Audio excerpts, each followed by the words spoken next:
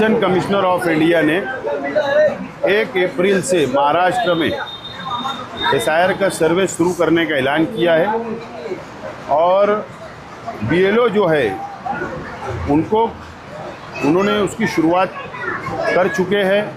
वो अपना टेंटेटिव इब्तदाई तौर पर वो सर्वे शुरू हो चुका है और कॉरपोरेशन के इलेक्शन के वक्त शहर की आवाम को हमने बेदार किया था, वादा किया था कि हम लोग एसआईआर का सर्वे के अंदर आवाम की मदद करेंगे। और आज मोहम्मद फ़ारूक कॉरपोरेटर साहब की जानिब से जाफ़र नगर इलाके के अंदर आज एसआईआर का ऑफिस का इब्तिदा हुआ, हेल्पलाइन सेंटर का इब्तिदा हुआ है। और 2002 की वोटर लिस्ट हमने नया सॉफ्टवेयर तैयार किया है जो आराम से शहर की आवाम को 2002 की वोटर लिस्टों की यादी यहाँ पर मिलेगी इब्तदाई तौर पर। और इलेक्शन कमिश्नर ऑफ इंडिया जब वो डॉक्यूमेंट लगेंगे, जो पेपर लगेंगे उसके साथ सर्वे के एसआईआर का जब सर्वे होगा तो उसके साथ कुछ पेपर मांगेंगे। जब वो ऐलान कर देंगे तो हम और बड़े पैमाने के ऊपर आवाम की मदद करने के लिए हम लोग आवाम की भरपूर मदद करेंगे और हम लोग सेंटर बढ़ाएंगे। हम लोग कैंप इलाके के अंदर भी 2 सेंटर बढ़ा रहे हैं। संगमेश्वर के अंदर भी हम लोग सेंटर बढ़ाने की हमारी शुरुआत हो रही है और वहाँ पर हमारी मीटिंगें भी हुई। और 2002 की यादी उस वक्त ये असम्बली हल्का 73 था, जो कैंप और समक्सेर भी इसके अंदर शामिल था। उस वक्त हम हिंदू भाइयों की, दलित भाइयों की भी हम लोग मदद करेंगे। और ईद बाद आगरा रोड पर शेख रशीद भवन पर इस्लाम पार्टी के हेड ऑफिस पर भी हम लोग बड़ा सेंटर बना रहे हैं ताकि पूरे शहर की आवाम, हिंदू मुस्लिम तमाम ही लोग आकर 2002 की यादी वो हासिल करे। हम लोग भरपूर मदद करेंगे। हमको इस बात का डर है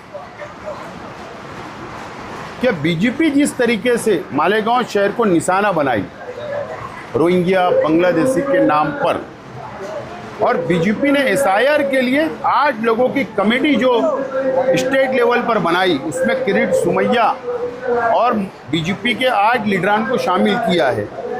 तो मुस्लिम इलाका जहाँ जहाँ मुस्लिम शहर है वहाँ पर वो निशाना बनाएगी और आवाम को, मुसलमानों को तकलीफ़ देने का काम करेंगे। बात का एहसास हमको है। मैं शहर की आवाम से अपील करता हूँ कि आप कोई अलग अलग सियासी पार्टी को मानने वाले होंगे, अलग अलग लीडर को मानने वाले होंगे, लेकिन ये सर्वे ये किसी एक पार्टी का नहीं, ये किसी एक तंजीम का नहीं, ये शहर के हर इंसान का, हर शख्स का, हर माँ बहनों का, बुज़ुर्गों का, नौजवानों का सर्वे होगा।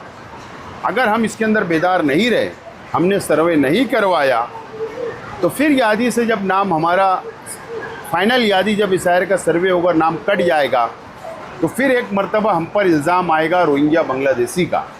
तो उससे बेहतर है कि हम लोग बेदार हो और इस्लाम पार्टी के हेल्पलाइन सेंटर पे आप आइए और यहाँ पर 2002 की वोटर लिस्टों की यादी आपको देंगे हम लोग निकाल कर, और ईद बाद बड़े पैमाने पर हम लोग सेंटर बढ़ाएंगे।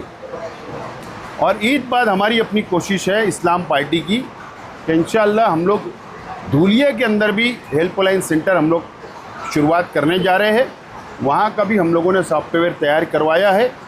इस तरीके से अगर महाराष्ट्र की आवाम या महाराष्ट्र के दूसरे शहरों की आवाम भी हमसे रब्ता करेगी तो हम उनकी भी मदद करेंगे।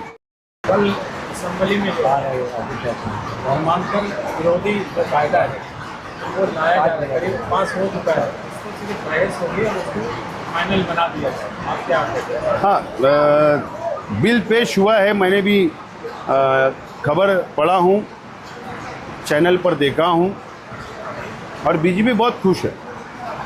बीजेपी ने ये काला कानून लाई है कि धर्म परिवर्तन नहीं होना चाहिए, लेकिन बीजेपी ये काला कानून बना रही है। बीजेपी को डर है कि जिस तरीके से मज़हब इस्लाम तेज़ी से फैल रहा है तो इसको रोकने की साजिश है, जबकि हमारा संविधान हमको पूरी तरीके से इजाज़त देता है कि हर धर्म को आज़ादी अपने अपने तौर पर ज़िंदगी गुजार सकते हैं। लेकिन बीजेपी सिर्फ नफ़रत की राजनीति करना चाहती है काला कानून ला के। लेकिन काला कानून तो आएगा, लेकिन दिल की जो मोहब्बत होती है, दिल से जो मोहब्बत होती है वो नहीं मिटा सकती बीजेपी। अब ये काला कानून आ रहा है तो अब महाराष्ट्र की अपोजिशन पार्टियों का इम्तिहान है कि उसका विरोध करें। हमारा क्या है? हमारे नुमाइंदगी क्या है? मैं महाराष्ट्र की अपोजिशन पार्टियों के एमएलए से गुजारिश करता हूं कि वो बचे हुए जो दिन है वो ये काला कानून जो आ रहा है उसके ऊपर आवाज़ उठाए। उम्मीद उन लोगों से की जा सकती है जो आवाज़ उठाए, डरने वालों से उम्मीद नहीं की जा सकती।